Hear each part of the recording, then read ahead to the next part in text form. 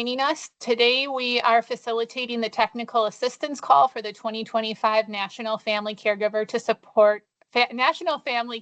Support Program, NFCSP, Title IIIe unspent funds. So what we're going to do today is share screens so that you can see where the information is housed for this grant opportunity, both on SharePoint as well as on our GWAR website. We'll be recording today's meeting so that it is available to anybody interested in the opportunity and who may want to apply. So right now you see me going to GWAR's external SharePoint site. I'm clicking under Aging Programs, Caregiver, going on the right-hand side to click for the caregiver files. I'm scrolling down to the National Family Caregiver Support Program, NFCSP, because those are the funds we're chatting about today. And we have just opened up a new page. If you've been looking for this, you have not missed it. I've gotten several emails asking where the grant information is, and it's only been added, again, very recently. So we will go over scopes of services, which will talk about the funding opportunity. We will go over the grant application as well as the instructions. And there's also an FAQ document that, based on today's questions, if I need to update, I can certainly do that. Within both the application overview and instructions is a link to the application, as well as here you're going to see the 2025 NFCSP unspent Title IIIe funds fill out form is the Microsoft's application. So that is where all of the information for this project is housed. I'm going to stop sharing just so that I can offer the overview. And then I will open it up to questions. We have members of both of our reporting team as well as fiscal team here available to help answer some of those questions. So today I'm going to review GWAR's Notice of Funding Opportunity for the one-time 2025 National Family Caregiver Support Program, NFCSP, unspent Title IIIe funds. The purpose of today's call is to review the funding opportunity, explain the application process, discuss eligible activities, highlight important deadlines, and answer any questions you may have. My hope is that after today's call, you'll have everything you need to submit a strong application. Some background is that GWAR has identified $215,381 to be exact in one-time unspent 2025 NFCSP Title IIIe funds. So rather than returning these federal funds, we have the opportunity to reinvest them into the caregiver services through our 70-county service region. These are one-time grant funds, and they must be fully spent by December 31st of this year, 2026. The purpose of these funds is to strengthen the caregiver supports while advancing Wisconsin's implementation of the 2022 National Strategy to support family caregivers. The projects that you complete in the application should support one or more of the following goals. Increase caregiver awareness and identification. This can be done through public information services. They can strengthen caregiver services and support through direct services like respite care and other goods and services.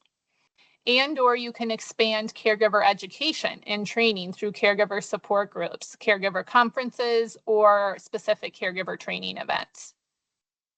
Any aging unit within GWAR services region can apply.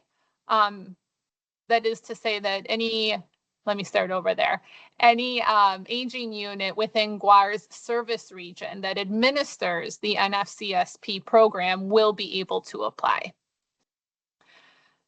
Some important points of this funding opportunity are that the total available funds, again, are $215,381. The maximum amount that any one aging unit can apply for is $20,000. This would be the same maximum amount per county. So if there might be more than one partnership involved in the NFCSP program, we're still only offering a maximum amount per county of $20,000.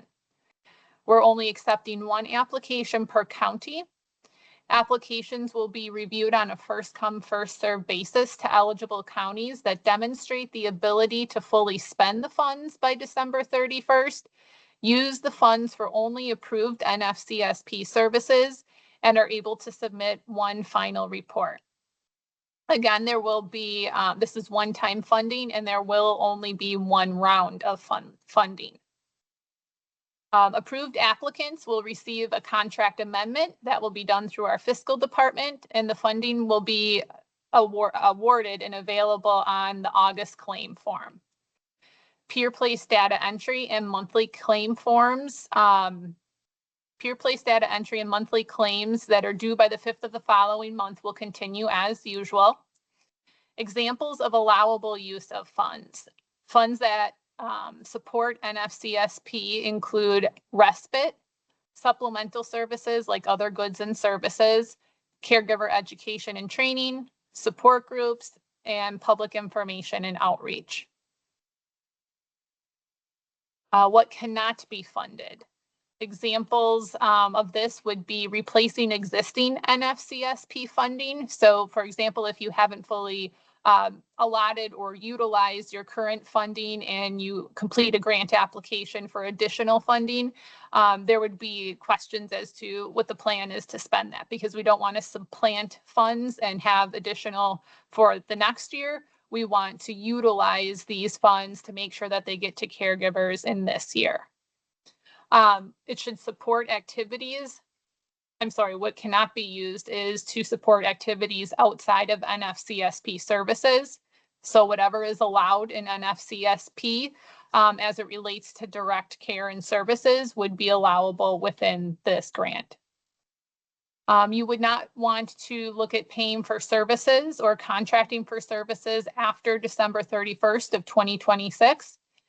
And you would not want to use these grant funds to create an ongoing commitment that cannot reasonably continue after these one-time funds end.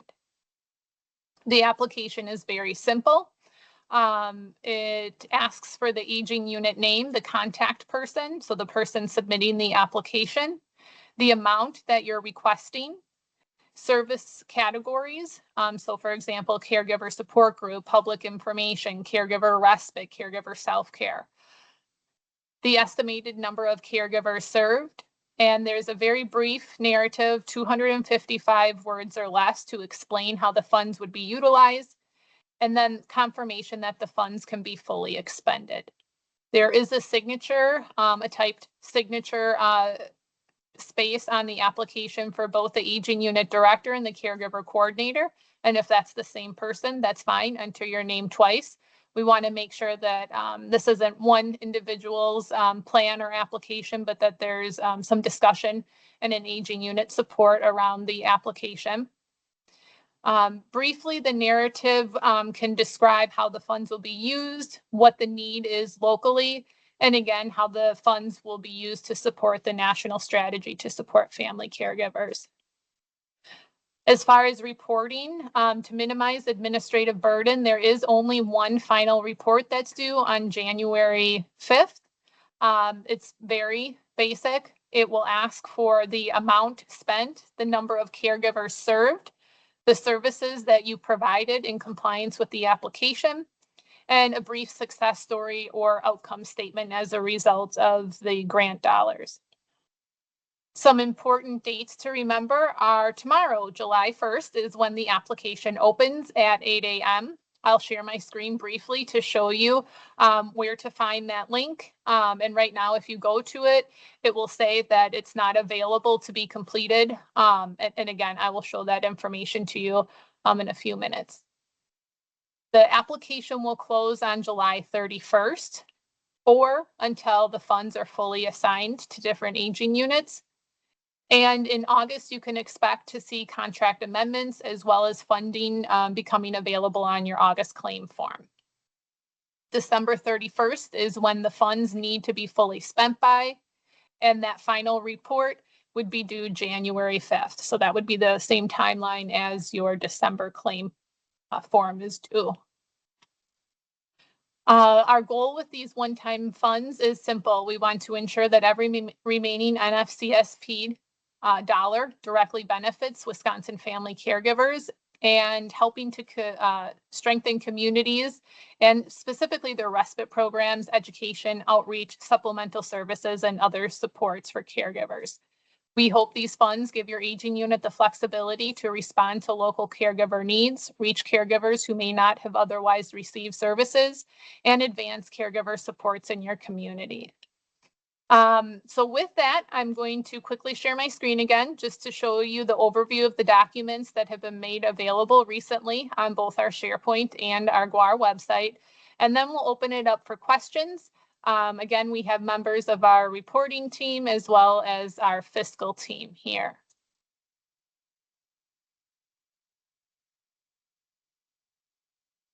The scopes of services is available and it outlines the performance period, the total available funding, explains who eligible applicants are, and how we'll be determining the awardee. It's first come, first serve based on a county's eligibility to fully expend the funds and be able to do that by the December 31st deadline. And to do that, obviously supporting only services within NFCSP and the quick final report due on January 5th. There's other information outlined as far as monitoring and compliance, and we've already reviewed the goals of the initiative. Here are the funding application overview and the instructions. Explains again who's eligible, the total amount of funding, the max request per county or aging unit is 20,000. Application opens on July 1st, tomorrow at 8 a.m. will be closed on the July 31st or until the funds are assigned to the approved counties. These are the allowable use of funds. You'll notice we do not have information and assistance. We want these to be direct services to caregivers, so respite, supplemental services, caregiver training, education, support groups, and of course, any public information activity and outreach activity that helps bring awareness to family caregivers, self-identify, and connects them to programs. Toward the end here, you're going to see a hyperlink, which is to the grant application. I'm going to go back to the beginning and show you that it is also here, the fill out form. Currently, we aren't accepting any grant applications until tomorrow, July 1st at 8 a.m. Okay, so I know that was a lot of information and a lot of Bryn talking. I apologize. What are some of the questions? Feel free to use the chat or to come off mute and we will do our best to answer them for you.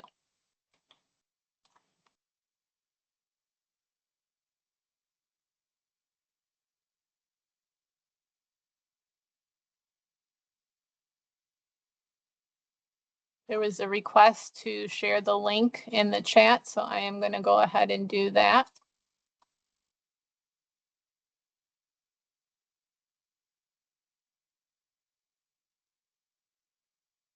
I will also offer that in the same place where you find the scopes of services, the application overview and the instructions, as well as the link to the grant application, you will also find preliminary FAQs, frequently asked questions. So far, I've just done my best to try and anticipate what some of the questions may be, but I can share my screen and maybe that will help prompt anybody else who might have outstanding questions. Can the request of the grant amount be less than 20,000? Absolutely. We want you to be able to spend the dollars and spend them by December 31st. So please only request the amount that you can reasonably spend. What happens if you don't spend all of the award money? We're strongly encouraging you to please talk with your staff, talk with your colleagues, talk with your team to make sure that before you complete the application, you're able to fully spend the funds by December 31st.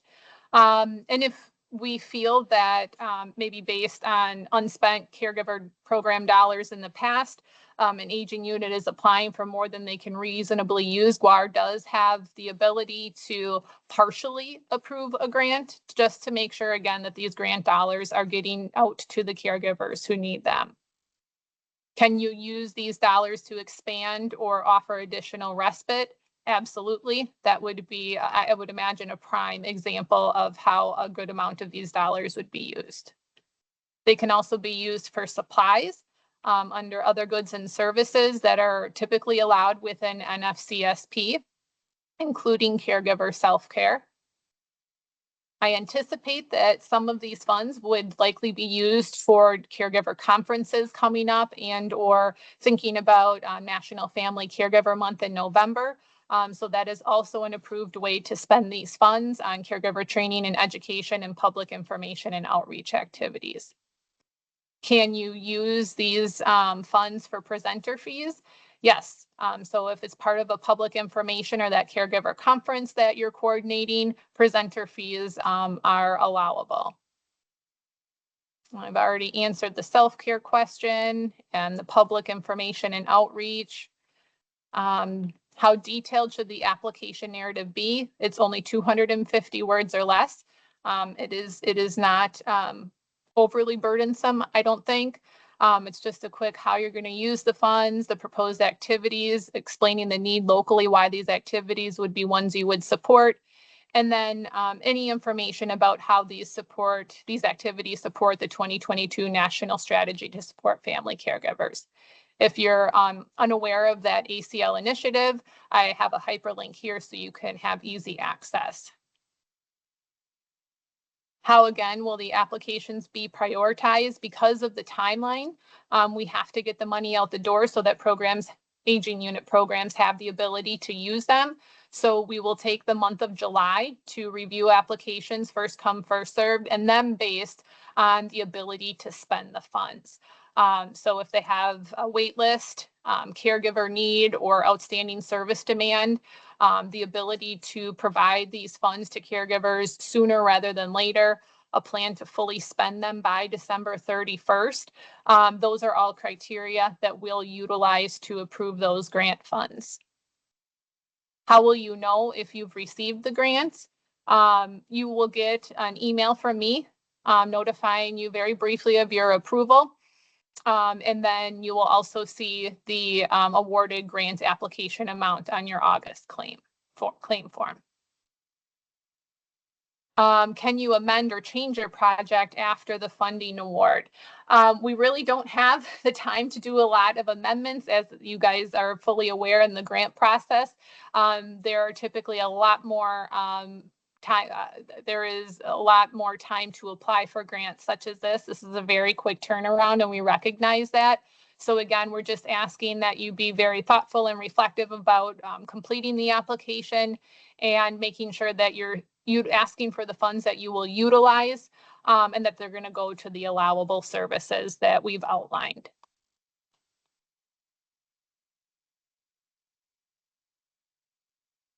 Any further questions?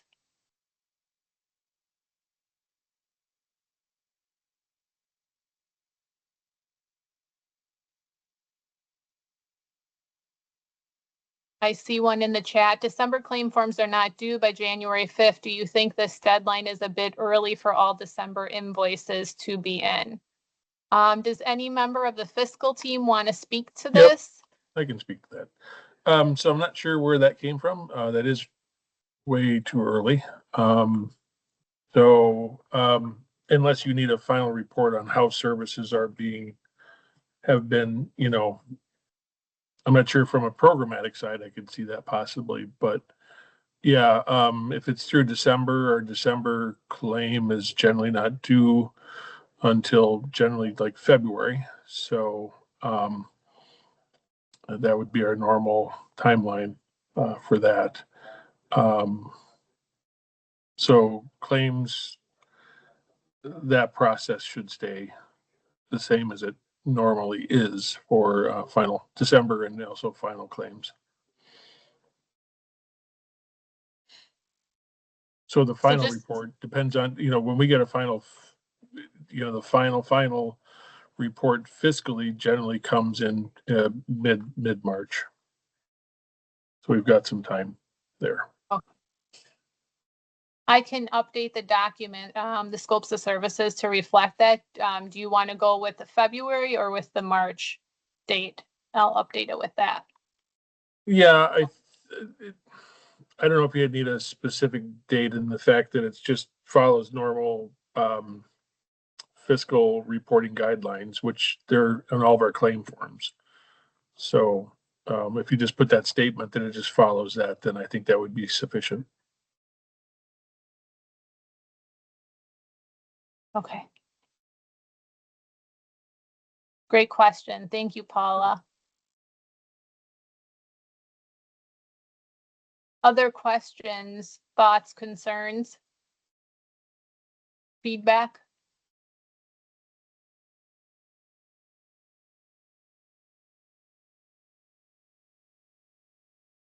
Okay.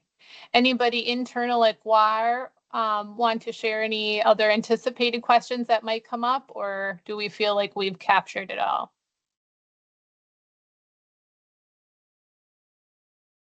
No, I think from a fiscal standpoint, since it's through our claim form, people are fully, aware of how that flows and the timelines and all that kind of thing. So I don't see any issues there. And then contracts, this will just be an amendment to your normal Title III contract, because it is just additional Title IIIE funding. So it's just an amendment to increase the amount by whatever is approved.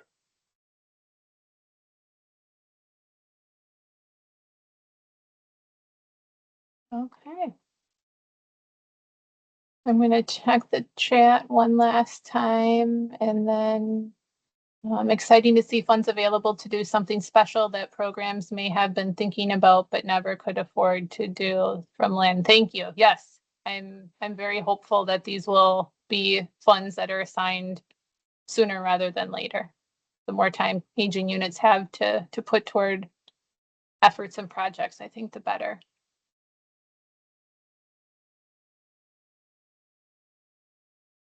Okay, well, as I said, the TA call has been recorded. You will find this posted along with all the other documents pertaining to this grant project. My contact information I can throw in the chat. I think most, if not all of you, know how to get a hold of me. bryn.seaman@gwar.org.